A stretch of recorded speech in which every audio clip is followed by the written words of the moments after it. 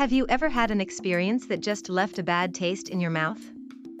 This common English idiom can be confusing for beginner learners, but understanding it can really improve your communication skills. Let me share a funny story about a mix-up with this idiom. My friend Samantha was trying to use it, but she thought it meant literally tasting something unpleasant. She ended up telling her boss, "The coffee you served at the meeting left a bad taste in my mouth." Needless to say, it didn't go over well.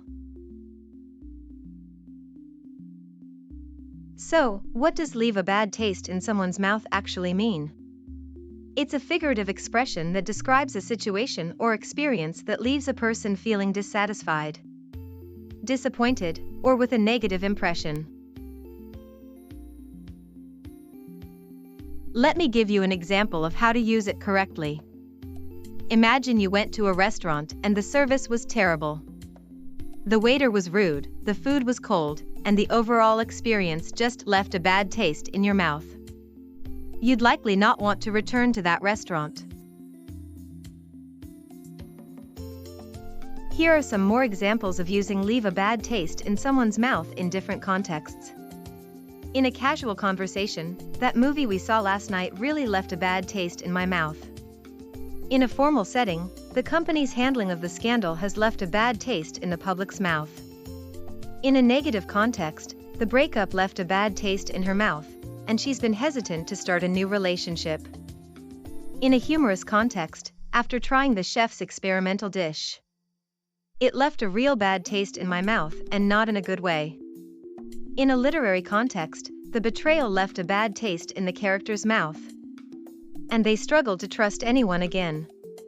In a business setting, "The failed product launch left a bad taste with our investors, and we had to work hard to regain their confidence." On social media, "That politician's latest controversial tweet really left a bad taste. I unfollowed them immediately." To help you remember the meaning of leave a bad taste in someone's mouth, think of a bad flavor or spoiled food that you've tasted. That unpleasant sensation is what this idiom is describing, but in a figurative sense. The exact origins of this idiom are unknown, but it is thought to have become popular in the late 19th and early 20th centuries. It's believed to have evolved from the literal experience of tasting something unpalatable, which then became a metaphor for a negative experience or impression.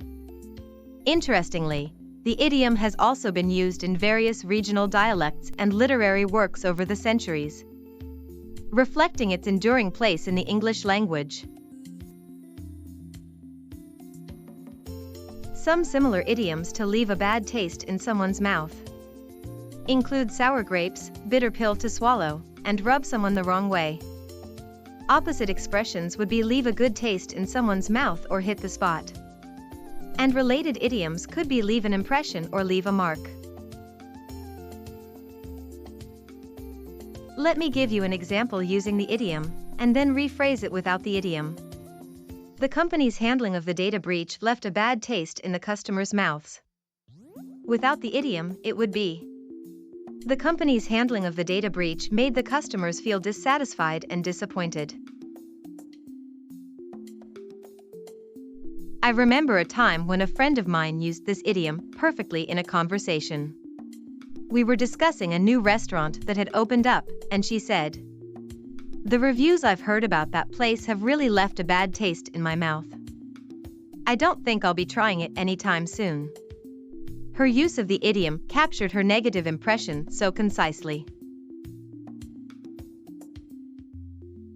One common mistake I see is when people use leave a bad taste in my mouth instead of leave a bad taste in someone's mouth. The idiom is meant to describe how an experience or situation affects someone else's impression, not just your own. Another mistake is thinking the idiom is about literally tasting something unpleasant, like my friend Samantha did. Remember, it's a figurative expression, not a literal one. Finally, be careful not to use this idiom in a context where it doesn't fit, like saying that song left a bad taste in my mouth. Music doesn't usually leave a bad impression, so that usage would be inappropriate. Okay, let's test your understanding of leave a bad taste in someone's mouth. 1. What does this idiom mean? A. Literally tasting something unpleasant. B. Feeling dissatisfied or disappointed with an experience. C. Wanting to avoid a particular person or place. D. Being in a sour mood. 2. Which of these expressions is a synonym for leave a bad taste in someone's mouth? A. Hit the spot. B. Sour grapes. C. Good as new. D. Smooth sailing. 3. Which of these expressions is an antonym for leave a bad taste in someone's mouth? A. Leave a mark. B. Leave an impression. C. Leave a good taste in someone's mouth. D. Leave a lasting memory. Alright, let's recap what we've learned about the idiom leave a bad taste in someone's mouth. It's a figurative expression that describes a situation or experience that leaves a person feeling dissatisfied, disappointed, or with a negative impression. Understanding this idiom can really improve your communication skills in English, as it's a common expression used in a variety of contexts. Your turn. Try using the idiom leave a bad taste in someone's mouth in a sentence of your own. I'd love to hear how you apply it in your daily life or conversations.